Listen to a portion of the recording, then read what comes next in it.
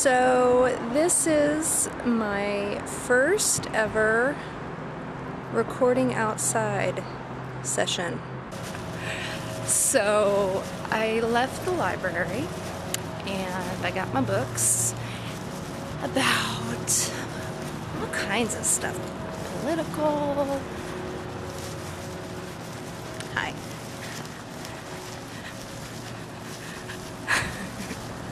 So yeah, that was the first person who paid attention to me while I was holding this. Let me get my thoughts together. Whew. One of the things about just this idea of attention and kids who don't get enough attention from their parents at home, and anymore, you know, it's not even abusive situations that lead to a lack of attention. It's life, it's having to work, it's, you know, and then on top of that, abuse and stuff. And so I felt like one of the things that has happened is this increased desire for attention, like on the internet and chat rooms, and it's just like a free-for-all for getting ways of getting attention, getting energy. And I was thinking about the idea of the starving artist and the struggling artist, and really, you know, that's talked about in terms of financial survival, being able to feed, house, clothe themselves in relationship to doing their art and living an artist's life. And I just think that the struggling artist, somebody who can't take care of themselves financially, more than likely they're struggling with something else, and that's the real reason why it's not their art, because there's a lot of ways to support yourself where you can still do your art at this point in time, at least in America. And maybe it hasn't always been that way, but it's that way now. So either you've really bought into the, you know, Hollywood. It's totally Hollywood. It's not even the reality, you know, of the starving artist or the struggling artist. It's just a select few. People have been making art for a long time in many different ways. So, you know, and still surviving and eating. So you bought into the myth, or you might be, struggling for recognition or attention, or you're struggling to get it, you know, starving for attention. And so then you get more into an emotional issue rather than an issue about your physical survival. So I was just thinking in those terms, and how for myself it was totally an emotional issue. My starving artist, struggling artist persona was not from a lack of ability or even a desire to pay my bills and be able to feed myself. It just feels better when you got your shit in order. You can make better art, you can tune into your feelings more because your survival is taken care of. If you're always trying to feed yourself, then you're distracted from your feelings, and therefore your feelings, your true artist's soul, rest in your emotions.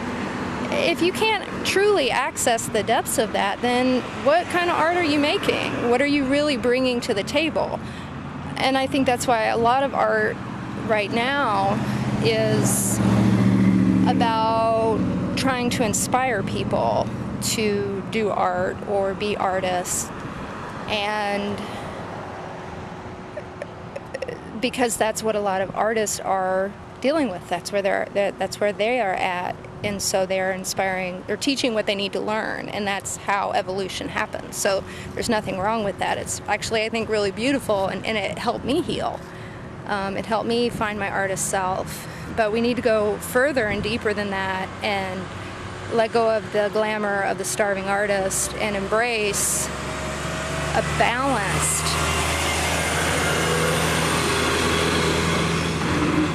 balanced approach to both taking care of your personal needs, because I hear so many women who don't make art because of feeling unsupported by their partner. It really plays a big role, and they have to stay with the partner because they have kids and they have to feed them and stuff like that. And so it's just a lose-lose situation unless you take advantage of it as a reason to heal.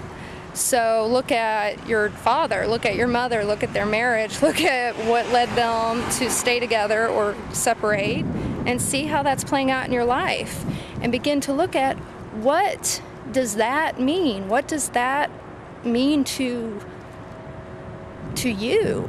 How did their life choices and circumstances affect you? Make it about you. That's the beauty of the artist archetype, is that in your art, you even if you're dealing with an outside source, you are filtering it through you. And in that filter, when you filter out, say,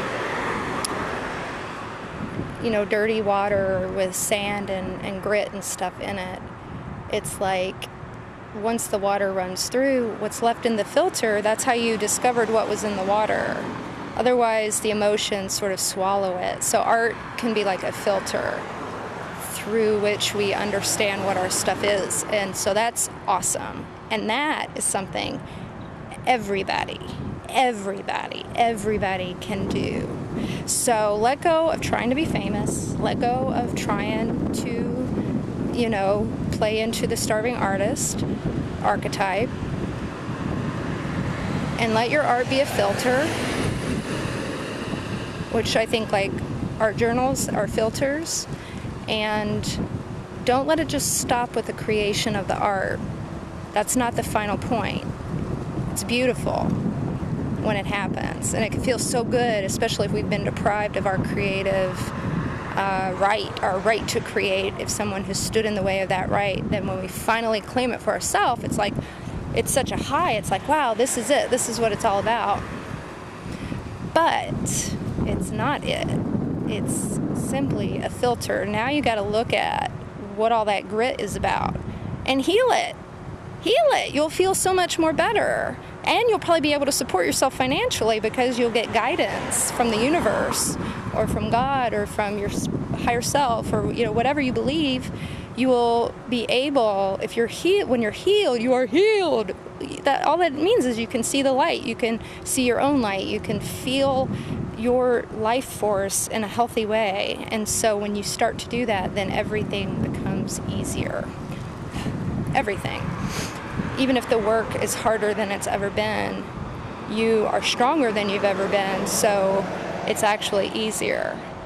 And that's what I want to start doing with these videos, and share more of my own process, but in fun and creative ways. And I think I realized today, going to the post office, that has to come from not caring about being the crazy lady and just be myself, and know that if people can talk to their friend on their little earbud, then I can talk to you, or like how I am right now. So anyway, I have to go work. So I'm going to stop. I'm going to have some self-discipline, and I'm going to go on call and do some tarot readings for some people.